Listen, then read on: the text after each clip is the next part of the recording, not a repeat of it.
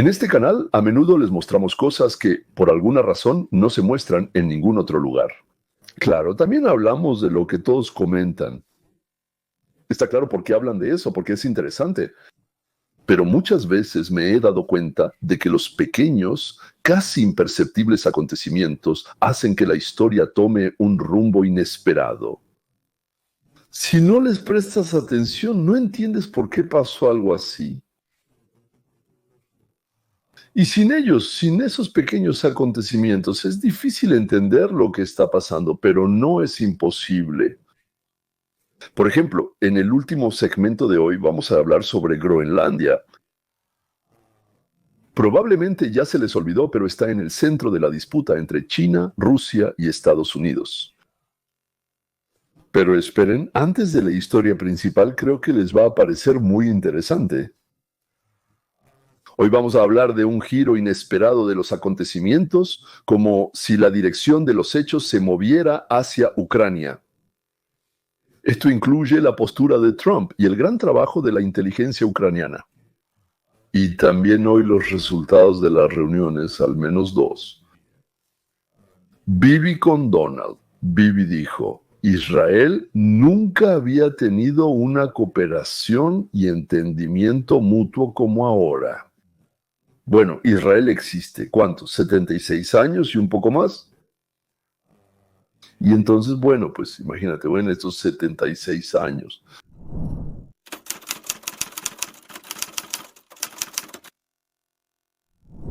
Vamos a empezar con la frase clave de Trump sobre Rusia. Fue dicha hoy. Putin constantemente nos lanza un montón de tonterías. Si quieres saber la verdad...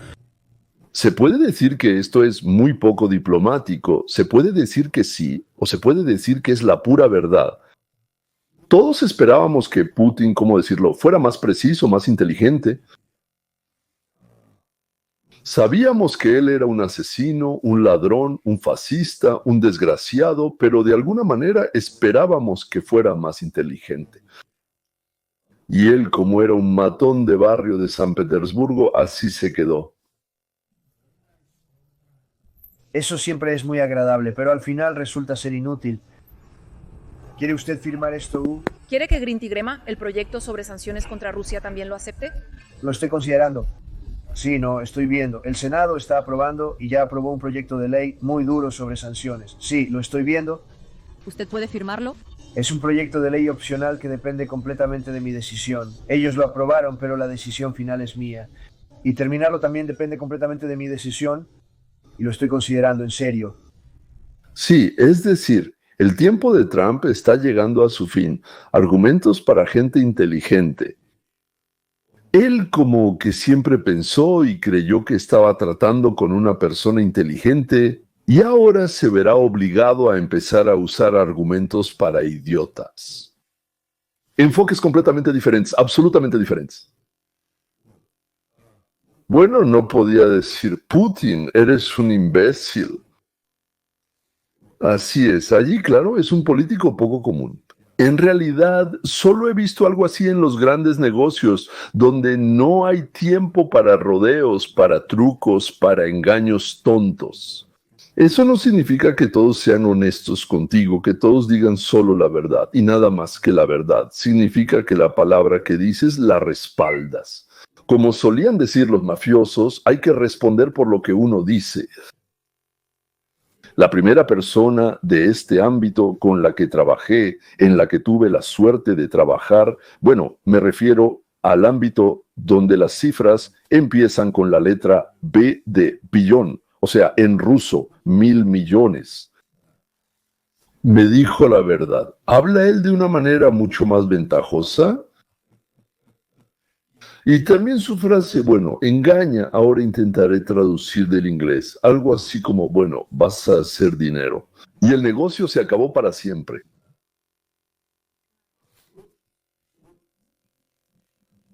Así como ahora, así con Steve Ballmer, con ese mismo multimillonario. Fue como en el 91, tal vez en el 92. Firmamos un contrato con la Universidad Estatal de Leningrado, que es la Universidad Estatal de Leningrado, ahora es la Universidad de San Petersburgo.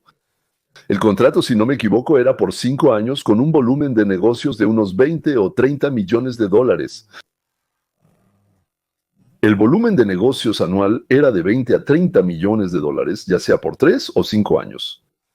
Se suponía que ambas partes debían ganar entre los dos aproximadamente el 15% de esa cantidad. Un proyecto legal, bueno, bonito, por así decirlo, relacionado con Europa, con la madera, con Suiza, con algo más ahí, digamos, un buen proyecto. Financiábamos y ellos hacían todo bien. Entonces enviamos la primera cantidad de pruebas, $54,000, que ellos inmediatamente robaron. Así fue. La robaron de inmediato, robaron $54,000 enseguida. Y cuando ninguno de los que robaron pudo explicarme por qué donaron $1,500,000 al año solo para robar 54,000. Además, por orden judicial, nos devolvieron todo, hasta el último centavo. Entonces resulta que Vladimir Vladimirovich, en ese entonces todavía no lo conocía, creo que lo conocí como medio año después de ese proyecto genial.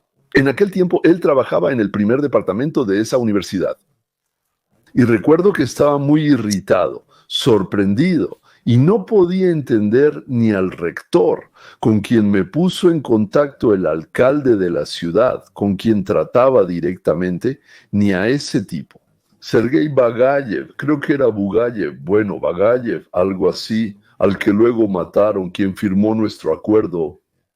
Y entiendo bien a Trump, los rusos no encajan en el sentido común.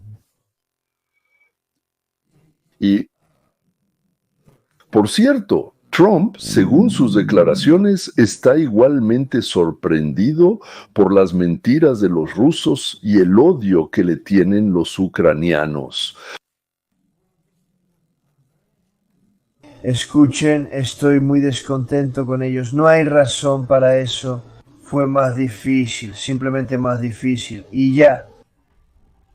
Diré que los ucranianos han sido valientes, pero les dimos el mejor equipo jamás creado. Les dimos lanzadores antitanque que destruyen tanques. Quiero decir, simplemente los apuntas hacia el tanque y el tanque desaparece. Les dimos los misiles más nuevos y mejores. Pudieron derribar muchas cosas que normalmente habrían sido destruidas. ¿Saben? Probablemente habría sido una guerra muy rápida. Habría sido una guerra que habría durado 3 o 4 días. Pero ellos tenían la ventaja de un equipo increíble que Europa les dio. Biden debió haber equilibrado eso en lugar de darles mucho más. Debimos darles lo mismo o menos que Europa. Esto le concierne más a Europa que a nosotros. Pero nosotros invertimos ahí más de $300,000 millones. Europa invirtió ahí más de $100,000 millones. Pero aún así Europa dio mucho. Y te diré, los ucranianos dieron ese dinero y demostraron valentía. Porque ¿quién debía manejar las armas aquí? No habrían tenido el valor para hacerlo, así que lucharon con mucha valentía. Pero les dimos el mejor equipo del mundo. Producimos el mejor equipo militar, y eso es un hecho. No hay nadie cerca. Si miras el equipo de otros países, ni siquiera se compara. Todos quieren comprar nuestro equipo y vamos a intensificar el trabajo de los contratistas que lo fabrican. Son geniales, pero lo hacen lento. Necesitamos empujarlos con el proporcional integral derivativo y darles la oportunidad de lograrlo más rápido. Desafortunadamente tenemos que hacerlo, pero si miras nuestros Patriots, nuestros Tomahawks, bueno, si hablamos de nuestros tanques, no querrías estar al volante de uno de esos tanques. Nos sentiríamos muy tranquilos y protegidos. Pero también están los Javelins, así se llaman, y yo les di los Javelins. Recuerden cómo decían, Trump les dio los Javelins y Obama les dio sábanas.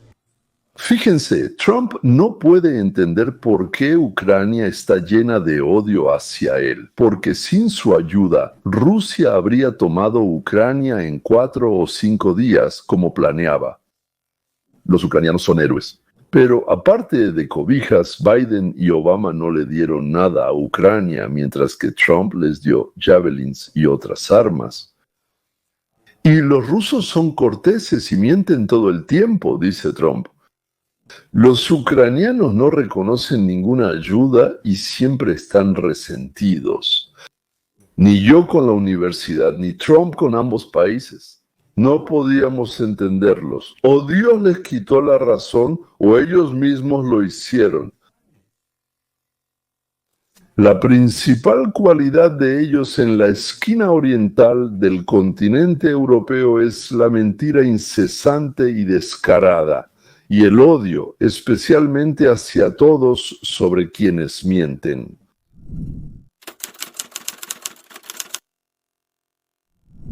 En segundo lugar, Trump se reunió 2 veces con Netanyahu. En la agenda, Gaza, Irán, Rusia y la paz. El presidente y yo seguimos la doctrina que llaman paz a través de la fuerza. Primero viene la fuerza, luego la paz. Nuestras acciones decididas, la firme decisión del presidente Trump de actuar junto con nosotros contra quienes buscan destruir a Israel y amenazan la paz en todo el mundo, han producido cambios sorprendentes. En el Medio Oriente, los destacados pilotos estadounidenses de los B-2 exhibieron una increíble perseverancia, tenacidad y fuerza. Los soldados de Israel lucharon como leones, nuestros pilotos atacaron como un rayo y nuestra alianza común retumbó como un trueno. Y esto trae grandes cambios a nuestra región. Existen oportunidades para la paz que tenemos la intención de aprovechar. Estamos trabajando en ello juntos. Todavía tenemos que terminar el trabajo en Gaza, liberar a todos nuestros rehenes, eliminar y destruir las capacidades militares y administrativas de la Unión de Repúblicas Socialistas Soviéticas, porque Gaza debe tener un futuro diferente, por nosotros, por todos. Y ningún país aceptaría menos que eso. Nosotros ciertamente no lo haremos. La tarea de hoy está claramente definida: destruir completamente a Hamás y traer de vuelta a todos los rehenes que esas bestias mantienen en mazmorras, torturan y maltratan.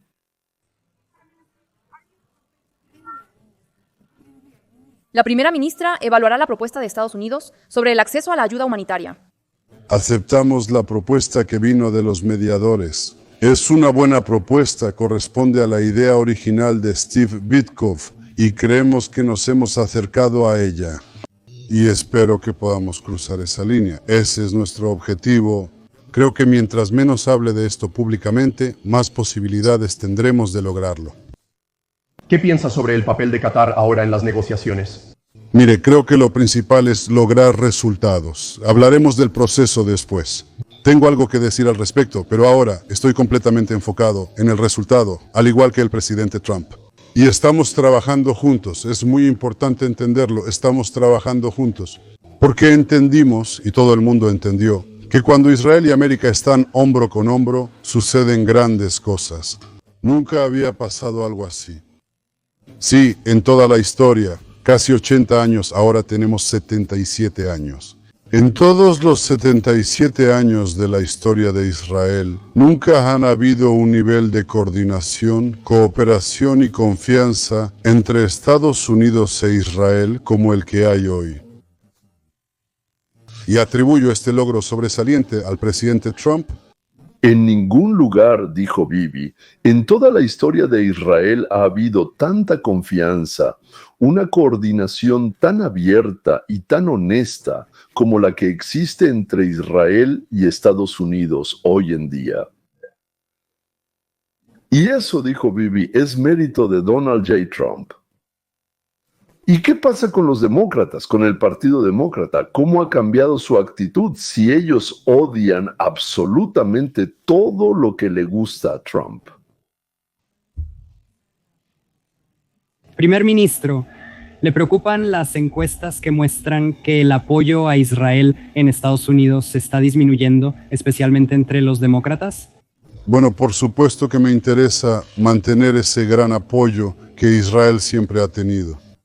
Creo que hay una campaña dirigida para difundir calumnias y demonizar a Israel en las redes sociales. Esto está dirigido, está financiado, es malicioso y tenemos la intención de luchar contra ello. Porque nada vence a la mentira como la verdad y vamos a difundir la verdad para que todos puedan verla. Cuando la gente se enfrenta a los hechos, ganamos sin lugar a dudas. Eso es lo que vamos a hacer en los próximos meses y años. Bueno, Natalia no quiso ofender a los demócratas, no dijo algo como que son unos cabrones apestosos, no, aunque pudo haberlo hecho y creo que realmente quería, pero dijo que los están engañando, que les han lavado el cerebro desde hace tanto tiempo que ya no les quedan pensamientos propios. ¿Quieren escuchar cómo Ucrania y Zelensky deberían haberse comportado? Pero les faltan dos cosas, sabiduría y educación. Adoptar una ley que permita transferir bombarderos BB-2 y B-50, así como bombas para destruir búnkeres, directamente al ejército israelí. ¿Le gustaría que Estados Unidos hiciera eso? Me gustaría que Israel tuviera las mismas capacidades que Estados Unidos. Sí, por supuesto, nos gustaría eso. ¿A quién no le gustaría? Pero estamos agradecidos por la ayuda que hemos recibido. Y creo que esto sirve no solo a los intereses de seguridad de Israel, sino también a la seguridad de Estados Unidos y de todo el mundo libre. No entraré en detalles, hay muchos más temas para discutir aquí y muchos aspectos diferentes que es mejor tratar en formatos más confidenciales. Por supuesto, dijo Bibi, nos gustaría tener lo que tiene Estados Unidos, sin duda, pero estamos infinitamente agradecidos por la ayuda y el apoyo que nos brinda América ahora.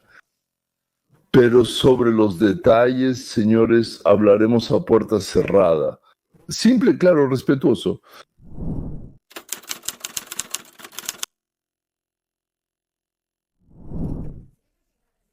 Kevin, ayer el presidente anunció planes para enviar nuevas armas defensivas a Ucrania. Y en esa misma reunión del gabinete de la que Kristen acaba de hablar, él expresó su descontento con el presidente de Rusia, Vladimir Putin. Putin, de nuevo, parece alejarse de sus puntos de vista principales en muchos temas. Y al irse de ahí, donde realmente estuvo en los últimos 10 años, cuando piensas en la relación de Trump con Vladimir Putin, es una de las relaciones más fascinantes del mundo. Y durante mucho tiempo Trump adoptó una postura conciliadora hacia el líder ruso. Eso está cambiando muy rápido. Y pueden escuchar cómo el presidente Trump se muestra cada vez más irritado con Putin, ya que éste rechaza sus intentos de poner fin a la guerra en Ucrania. Y también a medida que intensifica sus ataques contra Ucrania. También está concentrando tropas en el norte de ese país, de hecho, por así decirlo, desafiando los intentos de Trump de lograr la paz. Hoy creo que fueron sus declaraciones más duras sobre Putin hasta ahora. Escuchen lo que dijo. No estamos satisfechos con Putin, puedo decírselo ahora mismo, porque está matando a mucha gente, muchos de ellos son sus soldados y los de ellos. Actualmente llega a 70 por semana y no estoy satisfecho con Putin. Él dijo que aprobaría estas nuevas sanciones contra Rusia, lo que creo deja abierta la pregunta de a dónde dirigirá esa ira hacia Putin. Él no dice que vaya a imponer sanciones. Él habla de enviar nuevas armas defensivas a Ucrania, lo cual es importante porque, recuerden, apenas la semana pasada la administración dijo que suspendería el suministro de estas armas mientras se evalúan las reservas estadounidenses. El presidente Trump, después de hablar con Volodymyr Zelensky, el líder de Ucrania, la semana pasada parecía estar dispuesto a ayudar a Ucrania con su defensa antiaérea. Ahora dice que aprobó estas nuevas armas. Y de hecho, cuando nuestra colega Caitlin Collins le preguntó en esa reunión del gabinete quién aprobó esa pausa, él respondió que no lo sabe. Esto es interesante y lo hemos escuchado tanto del Pentágono como del Departamento de Defensa. El ministro de Defensa, Peter Hegseth, también. Ellos también se oponían a esto y la postura de Trump sobre estos temas es cambiante. Sí, quiero decir, Trump realmente expresó ahí una idea interesante. Cuando, independientemente de si crees que Estados Unidos le ha dado demasiado a los ucranianos, o si piensas que Estados Unidos ha gastado demasiado dinero en la guerra allá, y esa es su postura. Esa fue la postura que mantuvo durante su campaña electoral, y esa misma postura tenían muchas personas de su círculo cercano en el gabinete. Él dijo, crean o no en esto, deben admitir que los ucranianos son valientes, han resistido en este conflicto durante mucho tiempo. Estaban dispuestos a usar esos sistemas de armas que son peligrosos de operar, y, al parecer, él se inclina por la opinión de que la Federación Rusa realmente debe apoyar a Ucrania en este conflicto. Han aguantado tanto tiempo. Lograron hacer retroceder a Rusia en ciertos aspectos, sorprendiendo a muchos que no lo esperaban al comienzo de la guerra. Es claro que su relación con Zelensky está cambiando. Y de hecho, él dijo en esa llamada la semana pasada que todo está bien. Zelensky señaló que esa fue su mejor conversación hasta el momento. Creo que es completamente obvio que el presidente está desarrollando, evolucionando su perspectiva sobre esta guerra. Quiere ayudar a Ucrania a defenderse. Al convencerse finalmente de que Putin lo toma por tonto, Trump cambia de posición.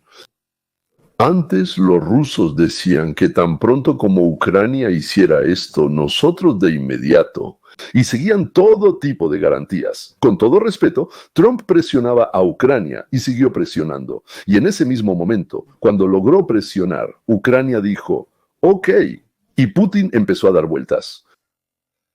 Por eso la presión de Estados Unidos sobre Ucrania disminuyó y la presión sobre Rusia va a aumentar lentamente. Más defensa antiaérea para Ucrania, más armas de otro tipo, más municiones, más información de inteligencia, más amenazas para Rusia.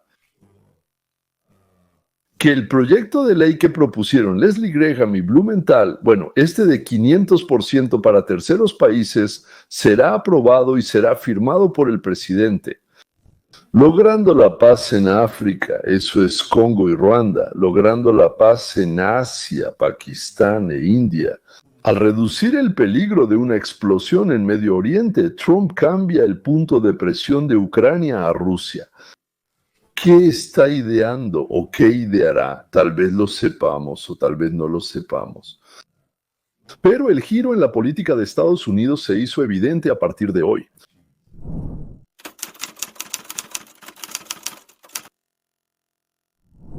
Mencioné hace poco que Rusia está eludiendo las sanciones con la ayuda de una enorme flota de buques petroleros no registrados, o mejor dicho, están registrados en diferentes lugares, en diferentes rincones y demás, como si no pertenecieran a Rusia. Los registros indican que no han ingresado a Rusia, en general cualquier tipo de engaño, y van a algún lugar, evitando las rutas por las que normalmente navegan esos barcos. Así pues, lo hacen de esta manera para que toda la documentación esté en orden y perfecta. Y por eso los países occidentales no tienen motivos para detenerlos ni para dispararles, pero los ucranianos sí los tienen. La operación de Ucrania está dirigida al corazón mismo de la flota fantasma de petroleros rusos que navegan bajo banderas de conveniencia para evadir las sanciones occidentales. Estos barcos son una arteria vital para Moscú, transportando petróleo para financiar su maquinaria de guerra, y Ucrania los ataca en todo el mundo. Estos ataques abarcan toda Europa. Ucrania ha atacado barcos de la flota fantasma de Rusia en el Mar Negro, el Báltico y el Mediterráneo, siendo solo el primero de estos tres mares el que está relacionado con la fase activa de la guerra entre Rusia y Ucrania. Los Chiversky se han convertido en la tarjeta de presentación de Ucrania y los drones en sus herramientas para destruir enormes petroleros rusos. Cada ataque a la flota fantasma de Rusia es una verdadera clase magistral de astucia e ingenio ucraniano, dirigida a golpear a Putin donde más le duele, en el bolsillo del que financia la invasión a Ucrania. Esa es la táctica correcta que hay que desarrollar en lugar de capturar aldeas que a nadie le importan en los territorios rusos cercanos a Ucrania. Y darle la vuelta, es como cortar el cordón umbilical, digamos, cerrar la vía de respiración. Detener el flujo de dinero hacia Rusia es lo que haría Trump. Y Natalia, eso se está haciendo muy bien. Gracias a la flota sombra en constante crecimiento de barcos no registrados e ilegales, Rusia sigue vendiendo recursos y obteniendo ingresos para financiar la guerra de Putin. Ahora todo esto puede llegar a su fin. Ucrania se dio cuenta del peligro de la flota sombra y está realizando ataques precisos que destruyen los barcos rusos ilegales. Y hay más ataques contra la flota sombra de los que muchos piensan. Marca enumera 5 casos, empezando por un petrolero llamado que navegaba bajo la bandera de las Islas Gorchalov el 28 de enero. Este petrolero se desplazaba a lo largo de la costa turca del Mar Negro. Fue en ese momento cuando fue atacado, aunque Ucrania no confirmó su implicación en el ataque. Se cree que fue un dron naval ucraniano el que entregó una potente carga explosiva que abrió un agujero de casi 1 metro en el casco del barco. Marca explica que la planta de energía del petrolero quedó fuera de servicio y quedó inmovilizado en el agua. Y así, Ucrania le envió una señal a Putin. La pérdida de un petrolero no es un golpe serio para Rusia. Rusia puede soportar esa pérdida. A Putin le preocupa mucho más que la flota en la sombra navegue por rutas ocultas y supuestamente secretas para evitar las sanciones occidentales. El ataque de Ucrania demostró a Putin que está vigilando las rutas que utiliza Rusia. Y, lo que es igual de importante, está dispuesta a proyectar su poder mucho más allá de la línea del frente en la guerra de Ucrania para impedir que Rusia utilice su flota en la sombra. El teatro de operaciones militares ahora no es solo la región de Ucrania y Rusia, sino todo el mundo. Bueno, excepto los territorios de los estados soberanos modernos, porque el océano en realidad está fuera de la zona de los estados individuales, fuera de la zona de propiedad o, como les llaman, aguas territoriales, así les dicen el océano. Quinto, el ataque del 28 de enero fue solo el comienzo. El 4 de febrero, Ucrania lanzó un nuevo golpe. Esta vez, el objetivo fue un barco llamado Grace Ferem, navegando bajo bandera de Liberia. Este barco llegó a Tobruk, en Libia, que según Markey es el centro del comercio de petróleo ruso para evadir las sanciones. Se cree que Ucrania volvió a usar un dron, ya que una poderosa explosión destrozó el barco desde dentro, inutilizando su eje de propulsión y causando enormes daños. Por eso, los propietarios del barco tuvieron que gastar una cantidad considerable de dinero en la operación de rescate. En su informe sobre el incidente, un nuevo medio ucraniano informó que los datos sobre los movimientos del barco para las labores de rescate mostraron que recientemente había entrado en un puerto ruso. Ucrania conocía con precisión su objetivo y la forma de lograrlo. El hundimiento del barco Grace Ferram no ocurrió. Eso nunca fue el objetivo de Ucrania. Al igual que con el Sea Charm, Ucrania atacó la planta de energía del barco para dejarlo inmovilizado. Este fue otro mensaje para Putin. Ucrania no tenía la intención de actuar de manera descuidada al atacar a la flota en la sombra.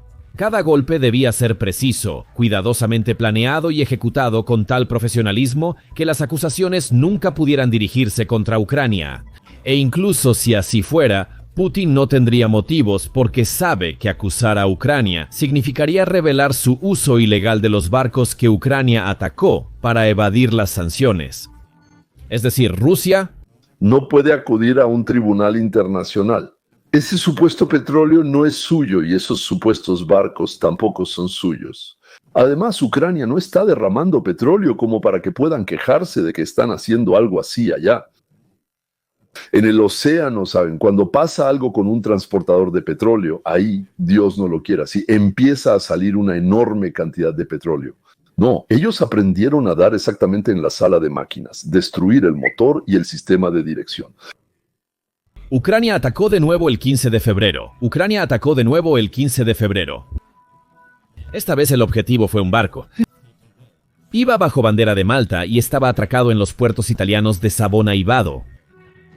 24 informó sobre este incidente, señalando que un par de explosiones sacudieron el barco mientras estaba atracado y se preparaba para descargar.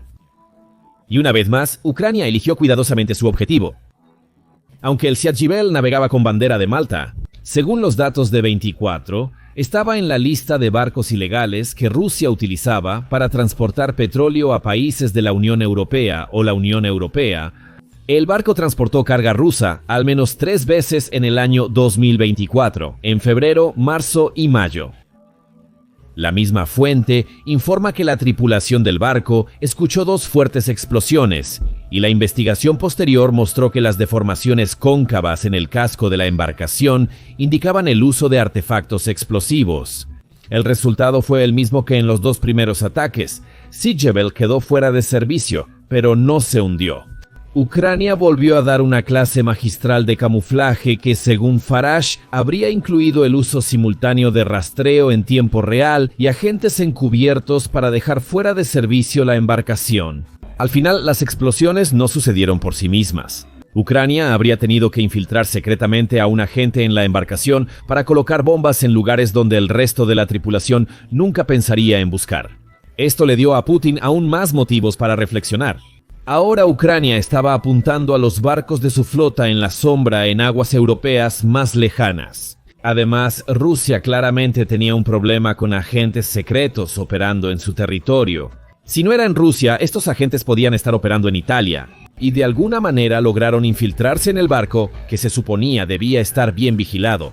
En cualquier caso, para Putin esto es un problema. Sin embargo, muchas de las preguntas de Putin sobre cómo Ucrania logra hacer todo esto siguen sin respuesta. Es decir, en Rusia hay bastantes personas que ayudan a Ucrania, así como en Irán. Resultó que había bastantes personas que estaban dispuestas y contentas de ayudar a Israel, o simplemente personas que están agradecidas de que Israel y Estados Unidos hagan todo lo posible para que los ayatolás se vayan de su país, como... Mientras Putin se preocupaba por los ataques ucranianos a su flota en la sombra en Europa, los agentes secretos ucranianos estaban preparando algo mucho más cerca de casa. Más tarde, en febrero, Ucrania atacó el barco Koala, que navegaba bajo la bandera de Antigua y Barbuda. Esta vez, el ataque de Ucrania ocurrió en el puerto ruso de Yezhruga, que se encuentra en el mar Báltico. Este ataque escaló el conflicto. La historia con Koala fue igual que con los otros 3 barcos en cuanto a los daños. La explosión dejó fuera de servicio su planta de propulsión y destruyó los motores.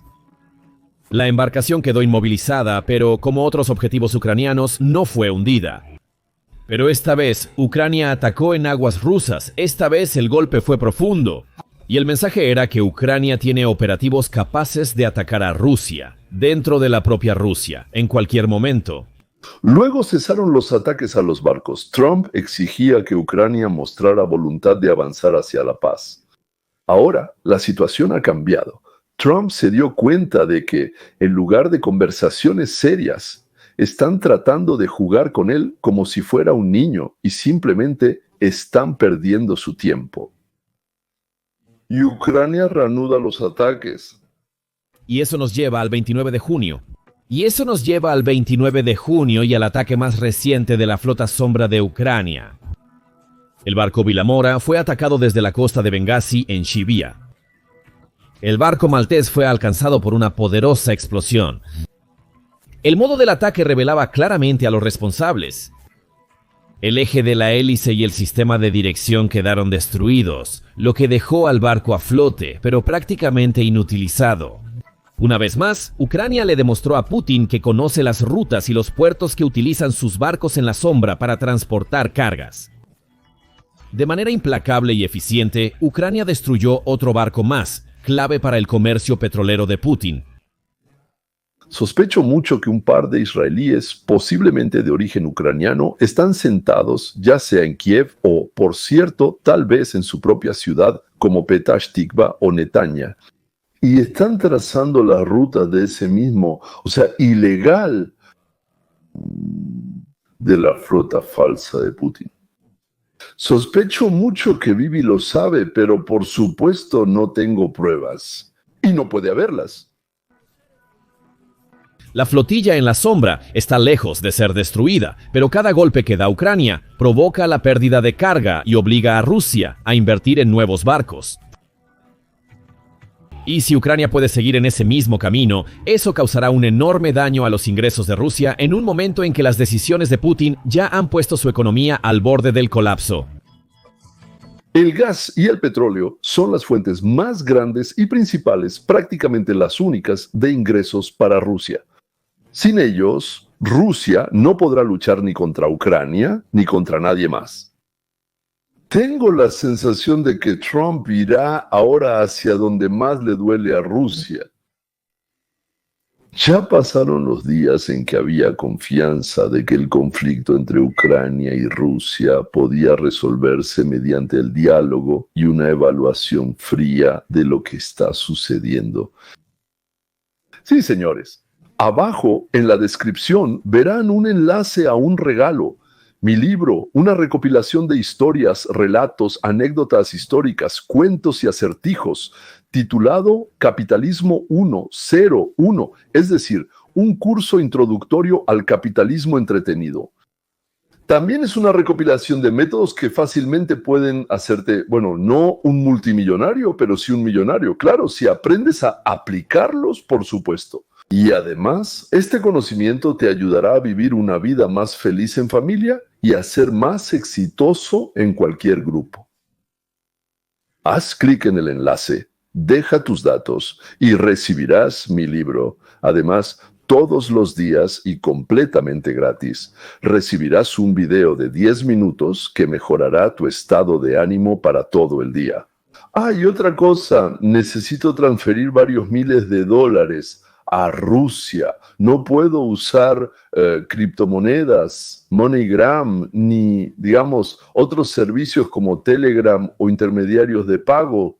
Si tienes dinero en Rusia y quieres recibir dólares aquí, escribe tus datos de contacto en los comentarios y me pondré en contacto contigo. Bueno, ahora hablemos de la Tierra Verde.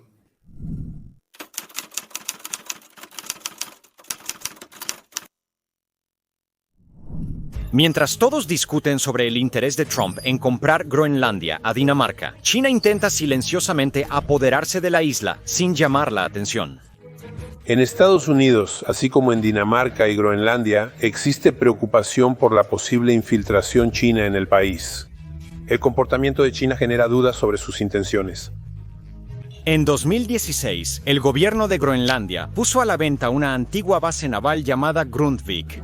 Fue cerrada en 2014 y los militares daneses ya no la necesitaban. Y entonces apareció una empresa llamada que se interesó en comprar la base. Pero de repente, ese mismo año, Dinamarca silenciosamente impidió que esa empresa comprara la base militar abandonada. Eso fue sorprendente, porque Dinamarca no tenía planes de reabrir Grundtvig y los funcionarios ya estaban discutiendo su demolición.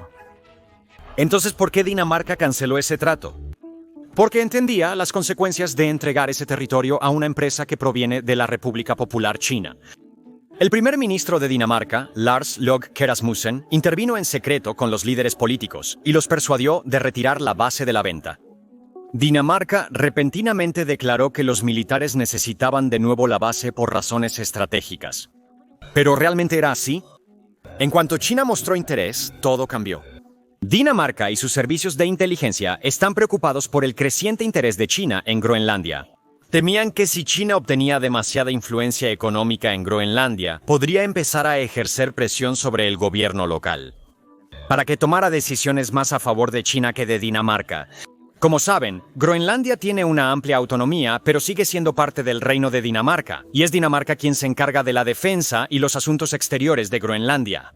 Groenlandia tiene una población de solo 56,000 personas, y el 80% de su territorio está cubierto de hielo. ¿Qué país tan tonto sería China si gastara sus recursos en un país tan insignificante? ¿O acaso nos estamos perdiendo de algo que estos números no nos dicen? Incluso la persona más poderosa del planeta, el señor Trump, hizo recientemente una declaración sobre la compra de Groenlandia. De hecho, esta es ya la quinta vez que Estados Unidos menciona la adquisición de Groenlandia a Dinamarca. ¿Por qué las superpotencias están tan interesadas en Groenlandia y cómo ha expandido China su influencia allí durante décadas? ¿Y qué medidas se están tomando para prevenir que China tome control de Taiwán? El interés de China en Groenlandia no es nuevo. Todo comenzó en 2005 cuando Hans Enoksen, primer ministro de Groenlandia, visitó China. Fue la primera señal seria de que China empezó a prestar atención a Groenlandia. En 2011, el ministro de Industria y Recursos Naturales de Groenlandia viajó a China, donde lo recibió el viceprimer ministro. Esto demostró que China no solo muestra interés, sino que también está abierta a construir relaciones sólidas. Luego, en el año 2012, China fue aún más lejos. Qiu Haixi, ministro de Tierras y Recursos Naturales de China, visitó Groenlandia. Esto dejó en claro que China se estaba tomando cada vez más en serio la cooperación con Groenlandia. Desde entonces, ambas partes han continuado mostrando interés mutuo, negociando sobre negocios, comercio e inversiones. En otras palabras, Ottawa enviará tropas a Alberta, pero si Alberta lo solicita, Estados Unidos enviará las suyas desde el otro lado. Y aquí es donde Alberta se va con nosotros, mientras los demás mueren de hambre. O bien, todo Canadá comienza a negociar sobre algo en común, por ejemplo, fronteras alrededor del perímetro de ambos países, y no entre ellos. Un ejército y política exterior unificados para todos. ¿Y de verdad alguien piensa que de paso no le explicaremos a Groenlandia que tal vez quieran mucho, incluso sueñen con ser parte de esta unión, pero solo podrán unirse si nos lo piden mucho? ¿Nos da igual quién recibirá los ingresos de los recursos minerales? Por ejemplo, en Dinamarca y Noruega, la mitad del presupuesto de estos países, bueno, ahí está un poco diferente. Se paga con los derechos comunes sobre los minerales, por ejemplo.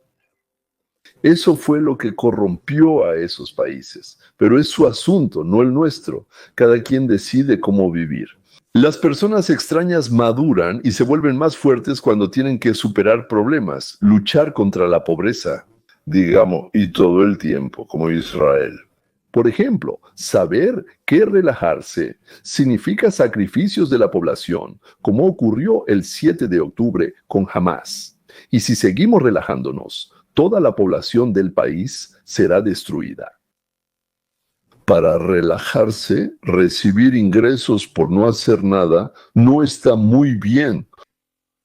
Pero miren a los indígenas americanos que se han vuelto alcohólicos, criados en la lucha y superando obstáculos. Alguna vez vivieron su propia vida, por así decirlo, y ahora aquí están. No es que tuvieran mucha cultura, ni muchas fábricas que produjeran algo, ni que tuvieran mucha comida. No es que ahí no se mataran entre ellos, ni se sacaran los órganos internos. No es que la civilización no se desarrollara en absoluto. No hablo de eso ahora. Cuando debían superar algo eran fuertes y confiaban en sí mismos. Mírenlos ahora, criados en la lucha, en superar obstáculos. Y la gente del país, por cierto, se vuelve fuerte, endurecida y capaz de encontrar salidas en situaciones difíciles. Bueno, volvamos a Groenlandia creo que muy pronto. Bueno, tal vez con Trump o tal vez con su sucesor, su heredero.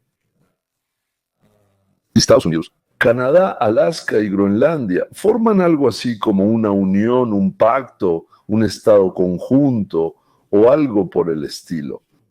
Administrativamente no sé cómo se llamará, pero ¿qué será? Actuar juntos, proteger intereses comunes y construir un verdadero paraíso en la tierra basado en el libre mercado. Damas y caballeros, y no sobre la base del socialismo antinatural, como Europa intenta hacer comunismo, como intentaron hacer en la Unión de Repúblicas Socialistas Soviéticas o el fascismo, como ahora lo hace China. Creo que esa será nuestra respuesta al globalismo y al colectivismo en cualquier forma. Porque América, damas y caballeros, se está volviendo a ser grande. El espíritu de los pioneros está regresando. El espíritu. ¿Qué son los pioneros? No hay nada allí, son los primeros en llegar por nosotros. Moderadamente de izquierda o tímidamente de derecha. Todo el tiempo quieren demostrar que además del blanco y negro hay muchos otros colores del arco iris. Y yo pienso así, o lo que tú has producido es tuyo y entonces eso es libertad, o lo que has producido no es tuyo. Y total o parcialmente, por alguna razón, le pertenece a otra persona. Bueno, las razones pueden ser cualquiera y tantas como sea necesario. Entonces, si le pertenece a alguien, total o parcialmente le pertenece. Entonces eso es o esclavitud o comunismo. La esclavitud y el comunismo son dos caras de la misma moneda. Diría que es igual. Porque sí. porque muchos de mis conocidos suelen decir que uno puede estar relativamente embarazado o relativamente libre. Sí, te quitan una parte de lo tuyo sin tu permiso, pero en lo demás eres libre. No, señores, o estás embarazada. Bueno, normalmente son mujeres. En mi experiencia y vida, sí. O no, o se está desarrollando un feto dentro de tu cuerpo, o no, o eres libre, o son esclavos de alguien.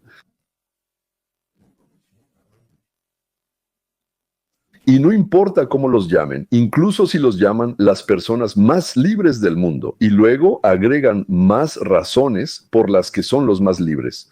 Porque el abuelo Lenin es el mejor abuelo del mundo, hay que quererlo más que a tu propio abuelo. Bueno, señores, con esto terminamos por hoy. Me parece que el programa de hoy estuvo interesante. Escríbanme qué opinan al respecto. Adiós.